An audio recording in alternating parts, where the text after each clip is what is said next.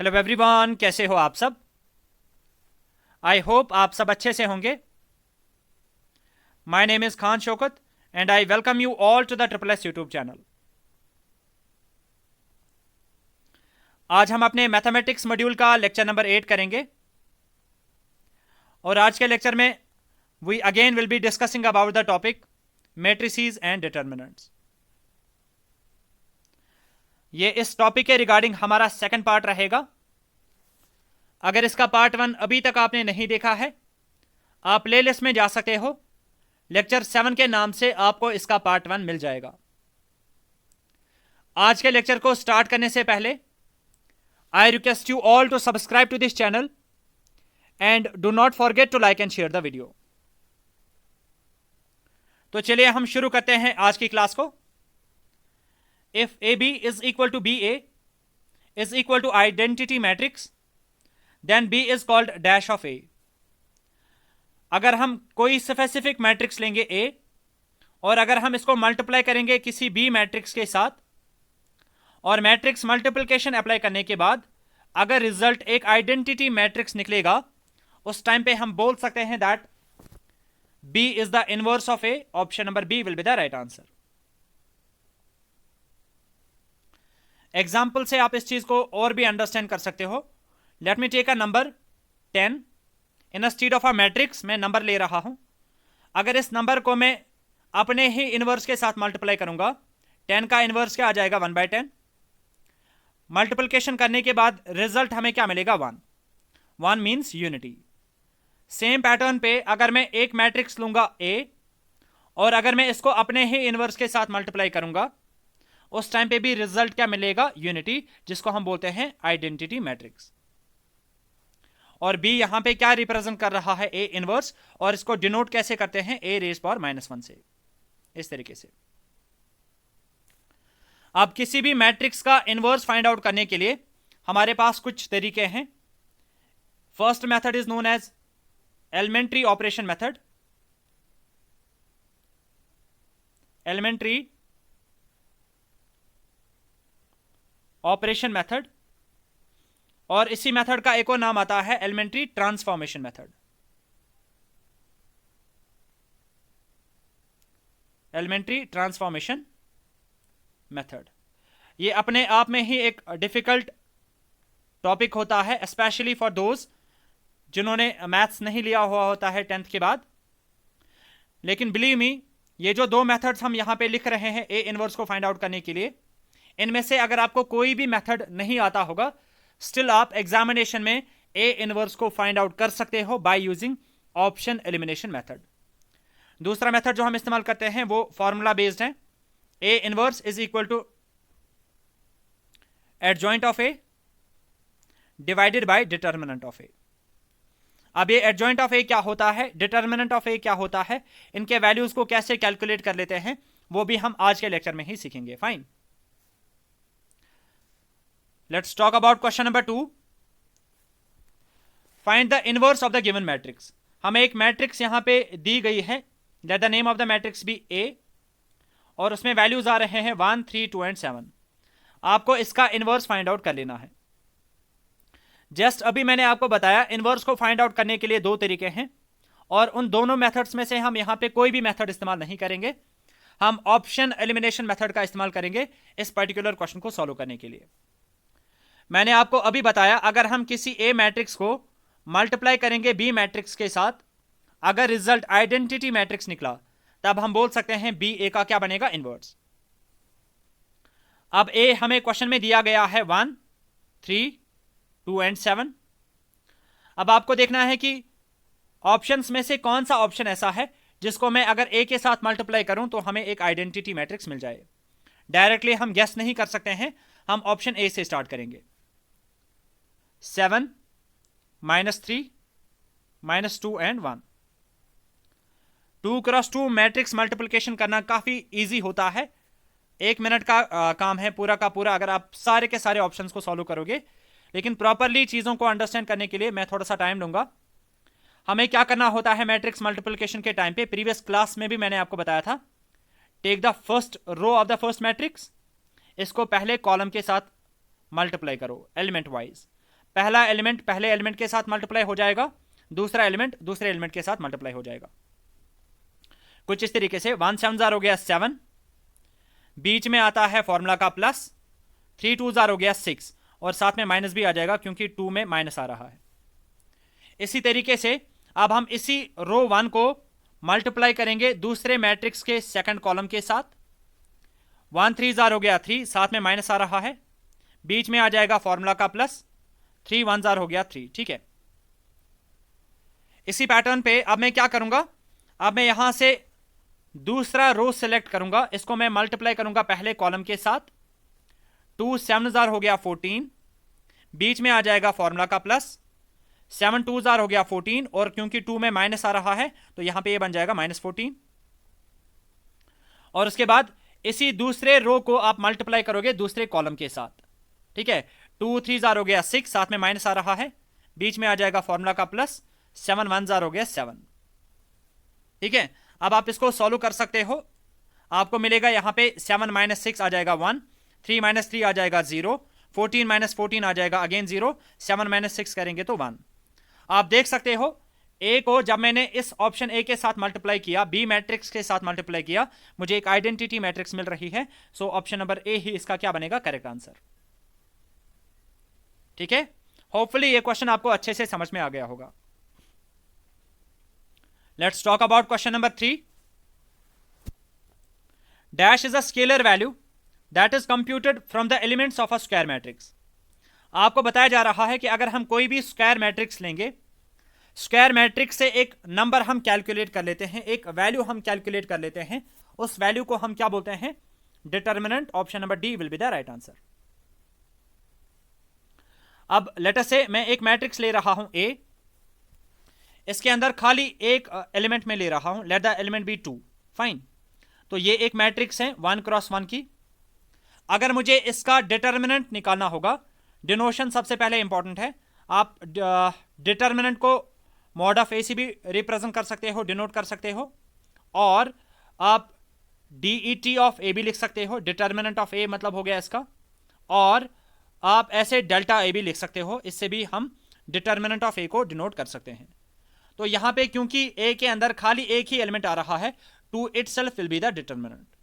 ठीक है, तो सीखा हमने in case of 1 cross 1 matrix हम कैसे डिटर्मिनेंट को निकाल सकते हैं।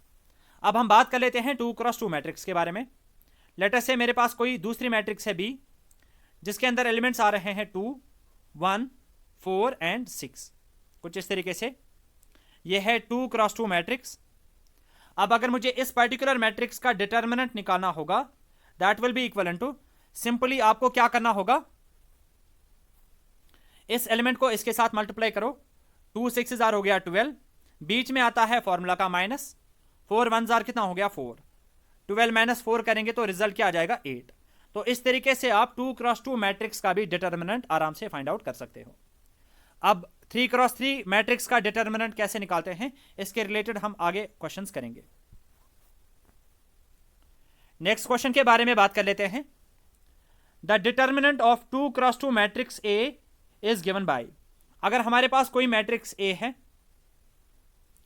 और उसमें एलिमेंट्स है लेटर से A11 A12 A21 and A22, ये एक 2 क्रॉस 2 मैट्रिक्स है। फाइन, अब अगर हमें इसका डिटर्मिनेंट फाइंड आउट करना होगा, determinant of A will be equal to, इसको इसके साथ मल्टीप्लाई करो जो अभी अभी हमने किया, तो क्या आ जाएगा A11 इंटू A22, बीच में आ जाएगा फॉर्मूला का माइनस, इसको इसके साथ मल्टीप्लाई करो तो A12 इंटू क्या आ जाएगा A21। फाइन, तो इस हिसाब से option number C will be the right answer.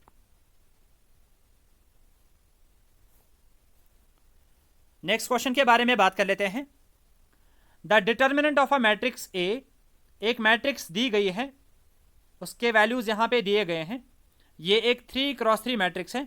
Now we are supposed to find the value of this particular matrix. इसका डिटर्मिनेंट हमें निकालना है। कैसे निकाल सकते हैं, ध्यान से देख लेना। Determinant of A will be equal to, पहला एलिमेंट आप लोगे सबसे पहले, क्या आ रहा है -3,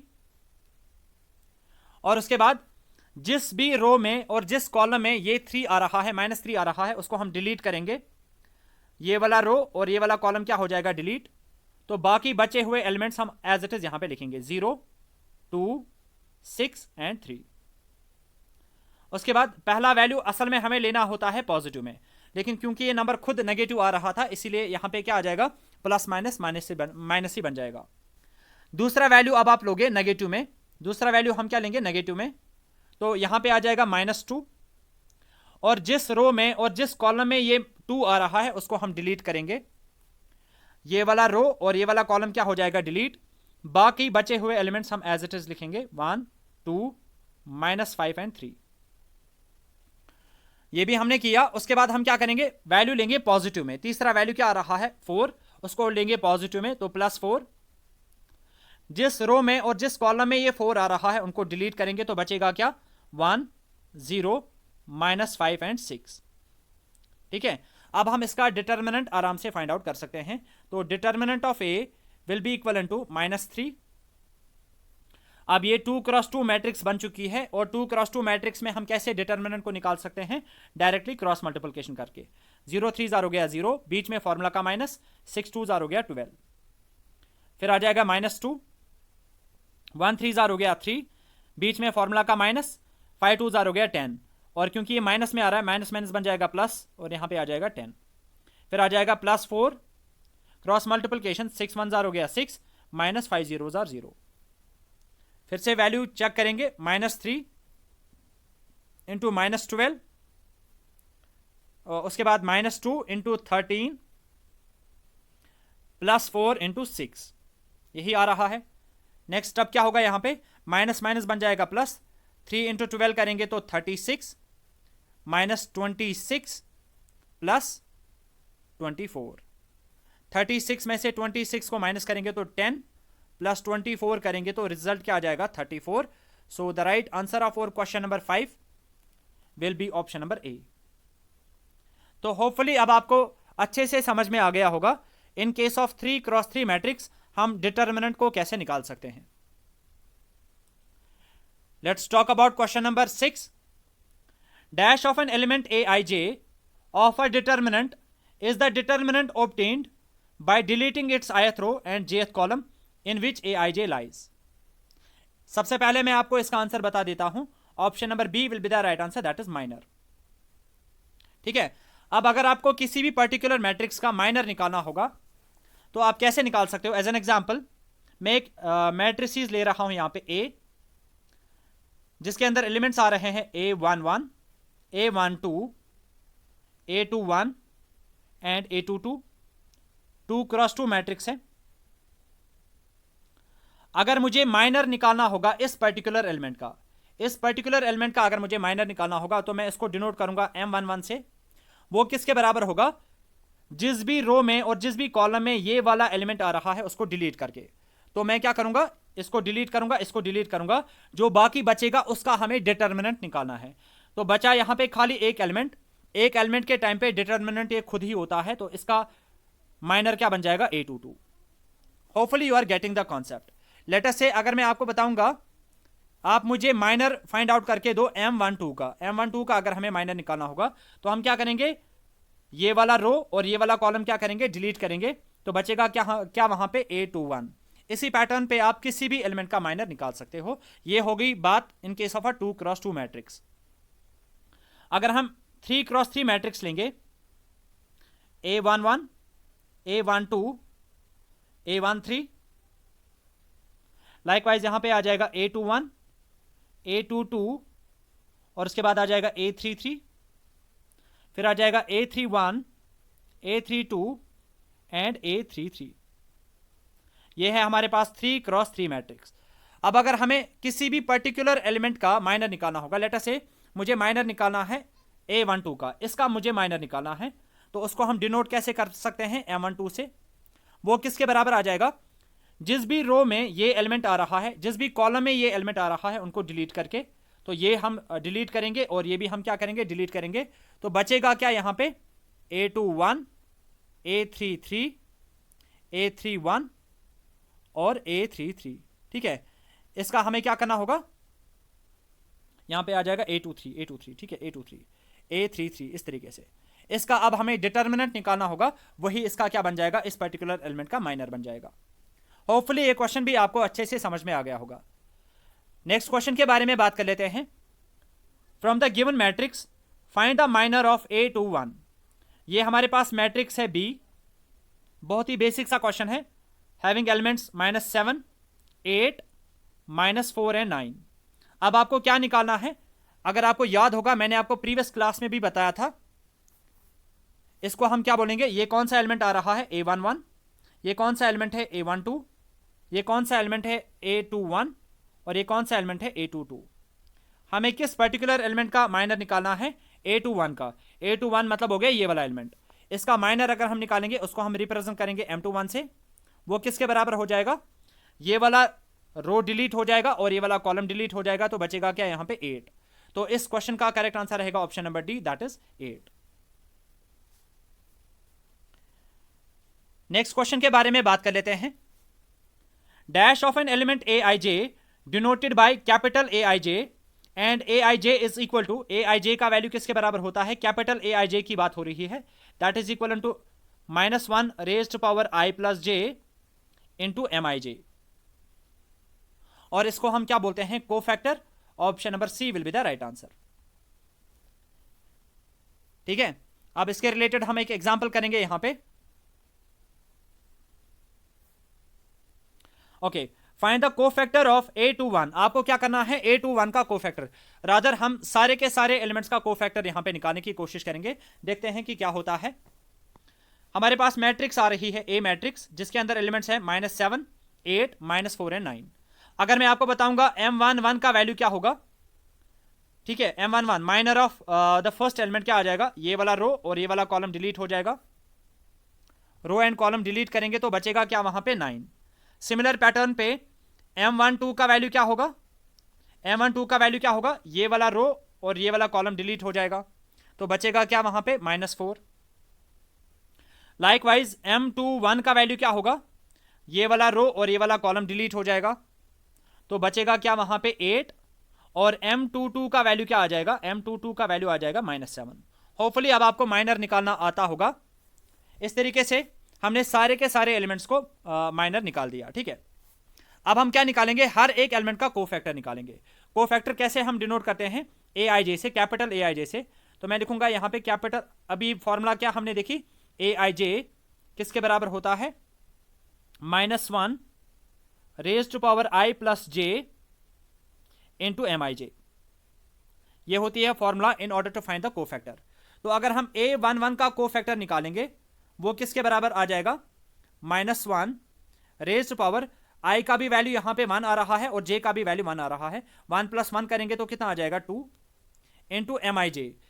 A11 का Mij मतलब हो गया M11 हमें यहां पे निकालना है, M11 का वैल्यू क्या आ रहा है 9, तो इंटू करेंगे 9, सॉल्व करेंगे तो 1 का स्क्वायर हो गया 1 ही, 1 इंटू 9 करेंगे तो 9 आ जाएगा। ठीक है, लाइकवाइज हम क्या करेंगे, A12 का वैल्यू निकालेंगे, that will be equal to -1 raise to power 1 + 2 कितना हो गया 3, इंटू क्या करेंगे, इंटू करेंगे M12 का वैल्यू, M12 यहां पे किसके बराबर आ रहा है -4, सॉल्व करेंगे इसको तो ये बन जाएगा -1 into -4 which will be equal to +4।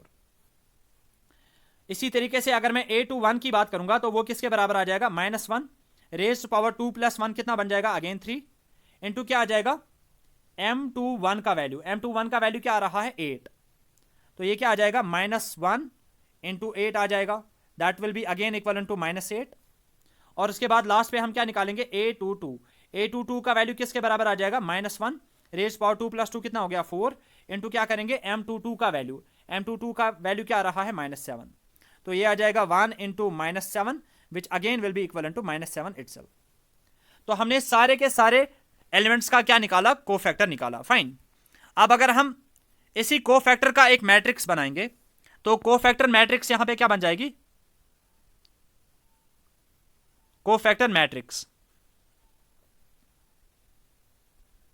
क्या आ जाएगी, वो A11 का वैल्यू आ रहा है 9, उसके बाद A12 का वैल्यू आ रहा है 4, उसके बाद A21 का वैल्यू आ रहा है -8, उसके बाद A22 का वैल्यू क्या आ रहा है -7।